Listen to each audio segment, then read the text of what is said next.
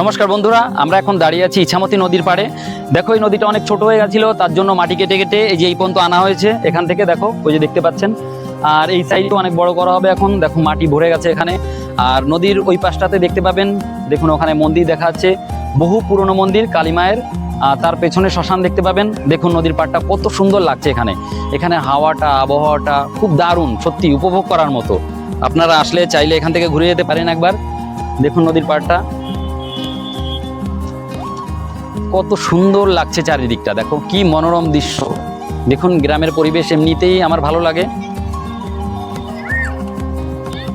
দেখো এই দিকটা মাটি কেটে এই যে উঁচু করা হয়েছে, মানে এর থেকেও আরো ওইদিকে নেওয়া হবে, আরো বড় করা হবে এটা।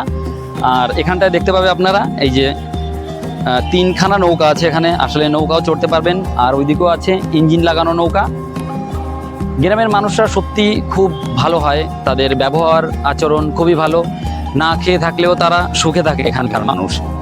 আর মেন কথা এখানকার আবহাওয়া, পলিউশন, প্রদূষণ সব কিছু মিলিয়ে মানে শহরের থেকে গ্রামটা তো এমনিতেই সবাই ভালোবাসে। যারা শহরে থেকে থাকে তারা তো গ্রামকে এমনিই ভালোবাসে, কারণ শহরের সেই ভিড়ভাট্টা, সেই শব্দ, মানে সবসময় সেখান থেকে তো অনেক ভালো থাকা যায় গ্রামে। এখানে মানুষরা 8টা-9টার মধ্যে ঘুমিয়ে যায়। সত্যি একটা আলাদা মনোভাব, মানে একটা আলাদা মজা পাওয়া যায় গ্রামে। এই আমি কালকে যাচ্ছিলাম 9টার সময় এখান থেকে হেঁটে, তাদের কি সব ঘুমিয়ে, মনে হয় যেন এই গ্রামে আর মানুষই নেই। সত্যি এতটা মজা পাওয়া যায়। তারপর দুপুরে যখন যাচ্ছিলাম, 1টা-2টো মানে 5-10 মিনিট পরে পরে 1টা-2টো গাড়ি চলে, আর রাস্তা সবসময় শুনশান থাকে, মানে একদম খালি থাকে রাস্তা।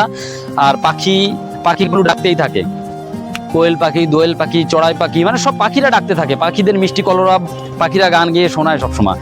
কি সত্যি গ্রামের পরিবেশটা অসাধারণ লাগে, কি মধুর যে লাগে, মানে বলে আমি বোঝাতে পারবো না। তো বন্ধুরা, এই ছিল আজকের ভিডিওটা।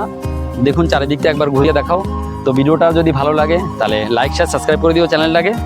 দেখো চারিদিকের।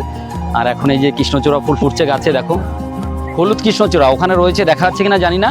হলুদ কৃষ্ণচূড়া আর লাল কৃষ্ণচূড়া 2 রকমের আছে ওখানে।